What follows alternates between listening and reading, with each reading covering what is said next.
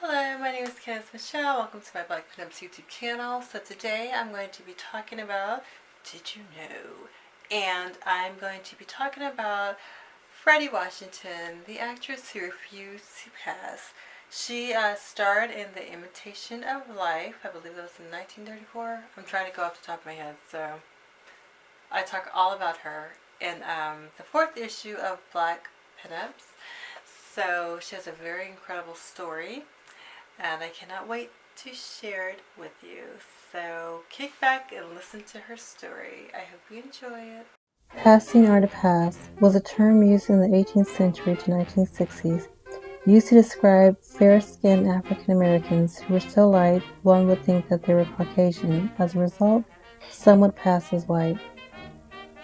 Frederica Carolyn Washington was born on December 23, 1903 in Savannah, Georgia. Her parents, Harriet and Robert Washington, were both of African American and European descent. When her mother died when Fredi was 11, she moved to Cornell Heights, Pennsylvania, and was placed in St. Elizabeth's Convent along with her sister Isabel. When she was 16, she moved to Harlem to live with her grandmother and aunt, where her life would change forever. In 1922, she joined an all-black cast for the musical Shuffle Along as a chorus dancer. She would tour with the troupe for the next 4 years. Her beauty, fair skin, wavy hair, and green eyes landed her in her first movie role, Black and Tan, in 1929, a musical short with Duke Ellington. She had another small movie role, The Emperor Jones, in 1933, starring Paul Robeson. It wasn't until her next role, An Imitation of Life, 1934, that she gained notoriety. Washington's role of Peola, a young, light-skinned African American who attempts to pass as white to escape society's discrimination. Washington was so convincing in her role that some believe that art imitated life. "I don't want to pass because I can't stand insincerities and shams," she said. "I am just as much Negro as any of others identified with the race. I have never tried to pass for white and never had any desire. I'm proud of my race." She told the Chicago Defender. She expanded on her portrayal of Peola.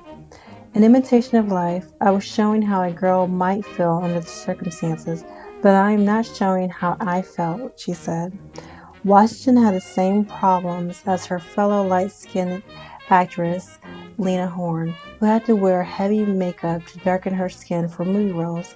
Some saw her as too light to cast in black roles.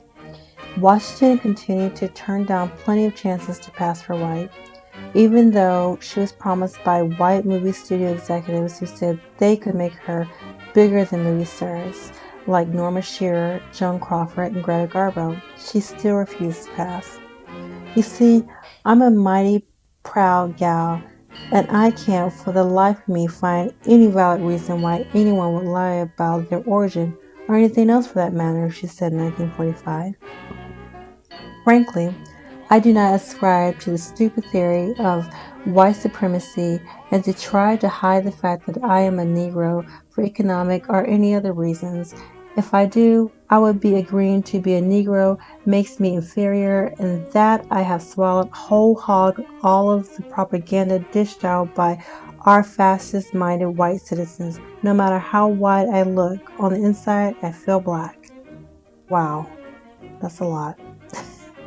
Her last movie role was in 1937, where she had fourth billing in 1 Mile from Heaven, in which she played a mulatto claiming to be the mother of a white baby, a lie that was discovered by a reporter.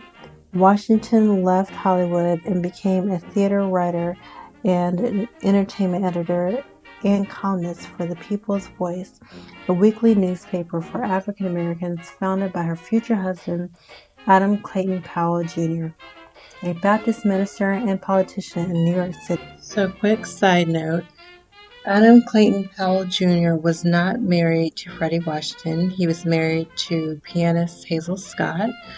So in 1933, Fredi Washington married Lawrence Brown, the trombonist in Duke Ellington's jazz orchestra. That marriage ended in divorce, and in 1952, Fredi Washington married a Stanford dentist, Hugh Anthony Bell, and they both moved to Greenwich, Connecticut. Washington was outspoken about racism and worked with then president of NAACP, National Association for the Advancement of Colored People. With her experiences in the film and theater industry of racism, she became a civil rights activist. Washington, along with Noble Cecil, W.C. Handy, Dick Campbell, and Ellen Corley, became founders of the Negro Actors Guild of America, NAG, in New York in 1937. NAG was founded to help Black performers get a chance in the entertainment industry. Not only was she a founding member, but she was also the organization's secretary. She was also an administrative assistant for the Joint Actors Theatre League Committee on Hotel Accommodations for Negro Actors throughout the United States. Washington would continue to appear in stage productions of Lysistrata, 1946, A Long Way from Home, 1948, and How Long Till Summer, 1949. In 1953, she was a film casting consultant for Carmen Jones, starring Dorothy Dandridge and Harry Belafonte. She would also consult on casting again in 1959 with Dorothy Dandridge, starring in the musical film for George Gershwin's Porgy and Bess. Washington was inducted into the Black Filmmakers Hall of Fame in 1975, and on June 28, 1994, she died in Stamford, Connecticut of a stroke. She was 90 years old. So, I hope you enjoyed her story. I'm just glad that I was right. I was right about the 1934, that movie did come out in 1934. I did watch both films, both adaptations, 1934 and I believe 1959. So I actually liked the first one, the black and white one that Fredi was in.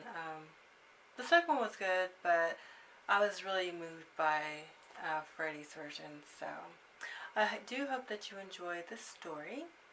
And if you did, you can like, comment, and subscribe to Black Pinups. And also, I'm going to be doing something a little bit different with the channel.